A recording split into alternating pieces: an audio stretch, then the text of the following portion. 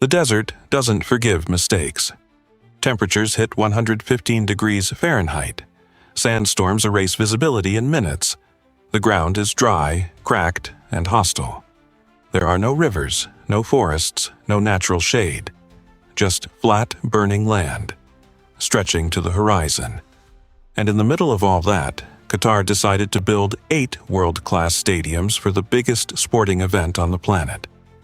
When FIFA announced in 2010 that Qatar would host the 2022 World Cup, the reaction was immediate: shock, skepticism, outright disbelief. Critics pointed to the obvious. Qatar had no football culture at the international level. It had no existing stadium infrastructure worthy of a global tournament. It had a population smaller than the city of Houston, and it sat in one of the most extreme climates on Earth, where outdoor construction work in summer becomes a medical emergency, not just a job site inconvenience. But here is what the critics missed. Qatar had something that most countries chasing the World Cup never have: a national vision backed by sovereign wealth and an absolute willingness to build from nothing. Not from an existing foundation. Not from repurposing old infrastructure, from nothing. Open desert, empty coastline, undeveloped land that had never hosted anything close to an event of this scale. The challenge was not just building stadiums. That would have been difficult enough. The real challenge was building everything that stadiums need to exist: roads that don't exist yet, power grids that can't handle the load yet, water systems for construction crews of tens of thousands, worker housing, food supply chains, transport corridors, medical infrastructure. Before a single steel beam could go up on any of these arenas, Qatar had to build the support system for building them. That is the part that never makes the highlight reels, but it is where the real engineering story begins, and the clock was running. FIFA doesn't move its deadlines. The world's television networks, sponsors, national federations, and 2 billion potential viewers don't adjust their schedules because a construction project hit complications. Qatar had roughly 12 years. In the context of what needed to be built, that is not a long time. This is the story of how a country the size of Connecticut looked at a brutal desert landscape and decided that geography was not a limit. It was just an obstacle. And obstacles, given enough engineering, enough resources, and enough determination, can be solved. Qatar didn't just want to host the World Cup. It wanted to prove something. And it started with the ground beneath its feet. Before a single stadium could rise from the desert floor, Qatar had to solve a problem that most host nations never face at this scale. The country had to build the infrastructure to build the infrastructure. That sentence sounds redundant. It is not. It is the most accurate way to describe what happened in the years before construction crews ever broke ground on the first arena. Think about what a major construction project normally requires: roads to move heavy equipment, power lines to run machinery, water supply for workers and concrete mixing, communications networks for coordination, fuel depots, medical stations, equipment yards, tool warehouses, and housing for thousands of laborers who need to eat, sleep, and show up the next morning ready to work. Most countries hosting the World Cup already have all of that. Qatar, outside of its capital Doha, had almost none of it at the scale required. The first wave of work was invisible to the outside world. Port capacity was expanded to handle the incoming volume of steel, concrete, glass, and specialized construction materials being shipped in from dozens of countries. New road corridors were pushed through undeveloped land to connect future stadium sites to the capital and to each other. These roads connect stadiums to Qatar's capital, crucial for logistics. Power substations were built, and grid capacity was extended into areas that had never needed industrial-level electricity before. Water supply systems, critical in a country that gets almost no rainfall and relies heavily on desalination, were expanded and rerouted to serve massive construction zones operating simultaneously across the country. Worker accommodation became its own engineering challenge.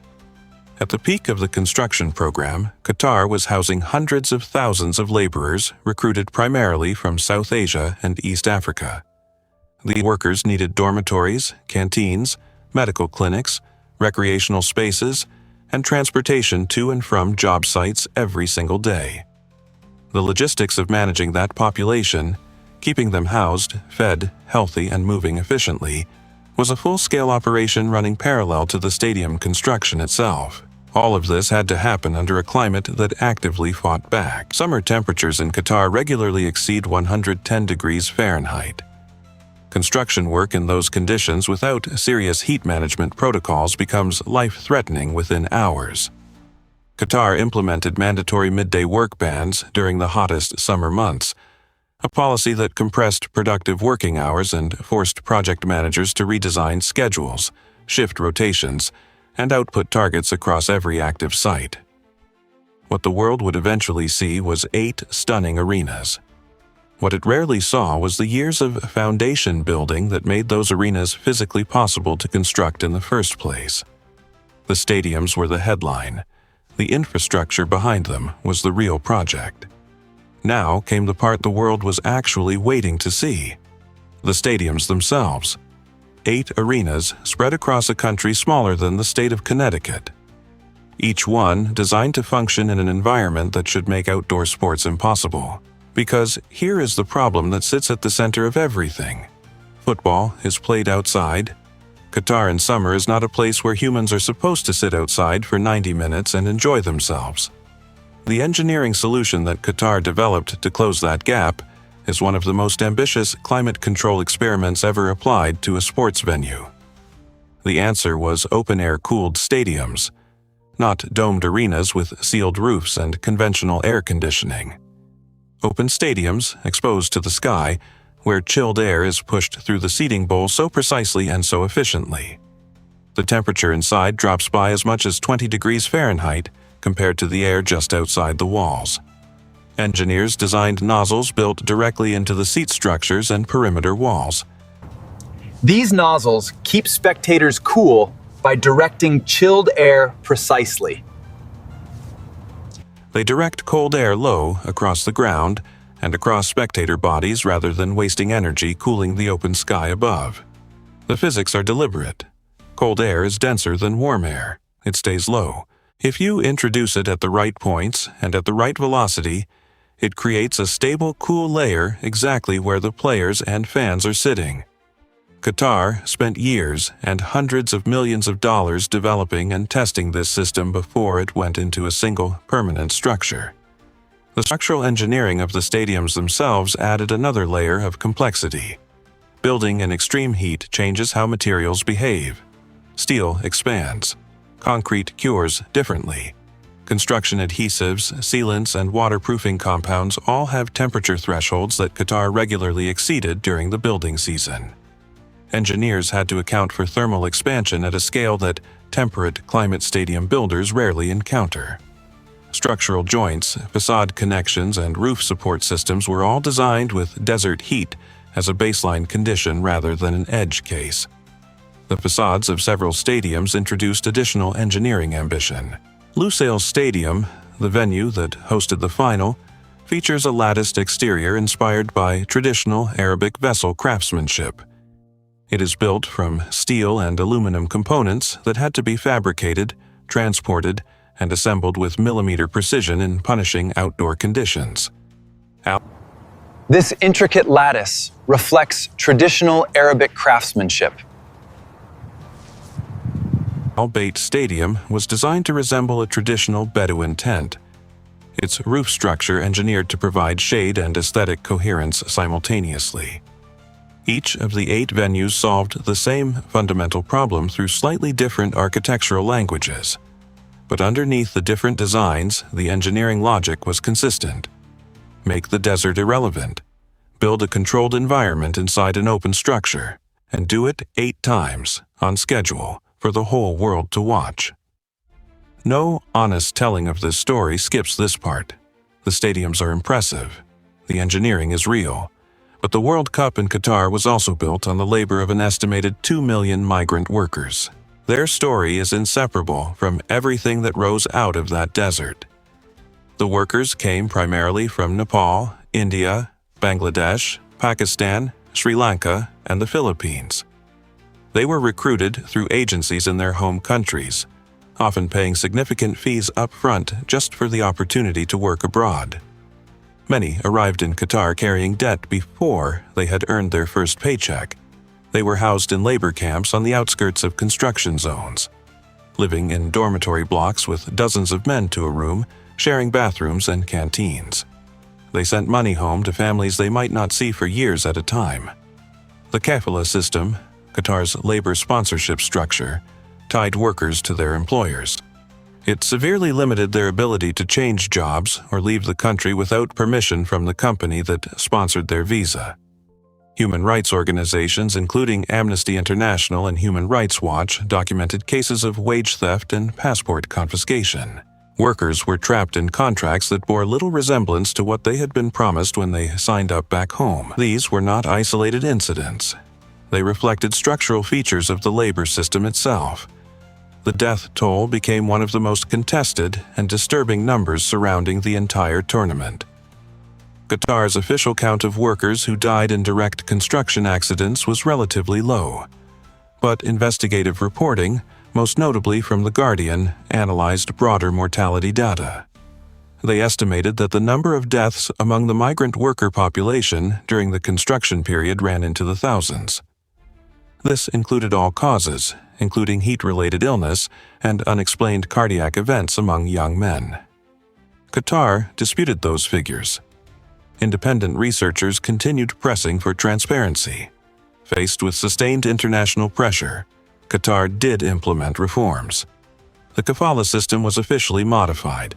A minimum wage was introduced for the first time in the country's history. Workers gained limited rights to change employers. Whether those reforms went far enough remained a subject of serious debate. Whether they were consistently enforced on the ground also remained debated among labor advocates and journalists. The stadiums stand. They are architectural achievements by any objective measure.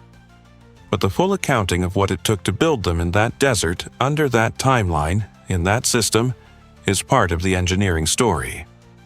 Whether it appears in the highlight reel or not, the concrete remembers who poured it.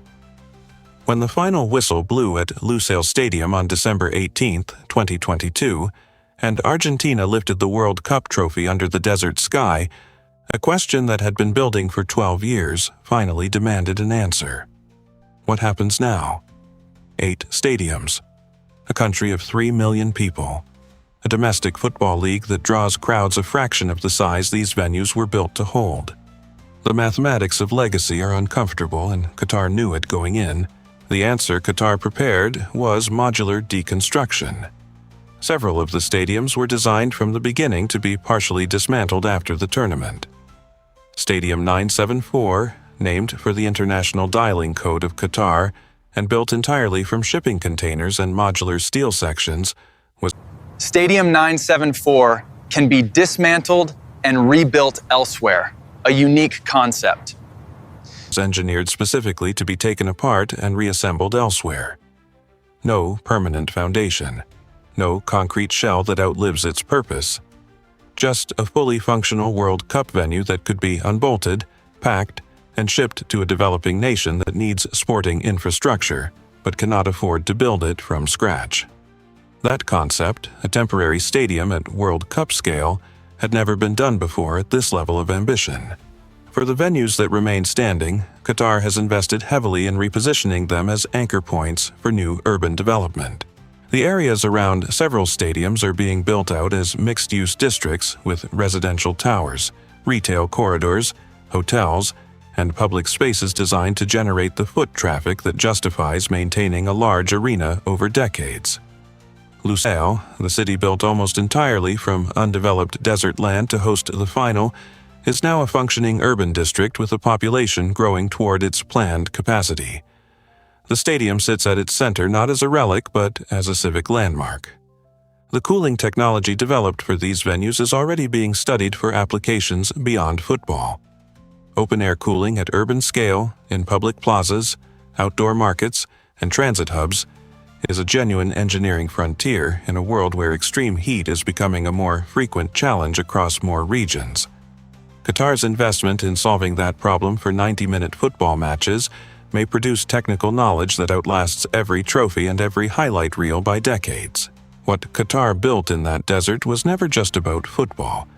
It was a statement about what a small, wealthy, strategically ambitious nation could accomplish when it decided that the word impossible was simply a starting point for a longer conversation.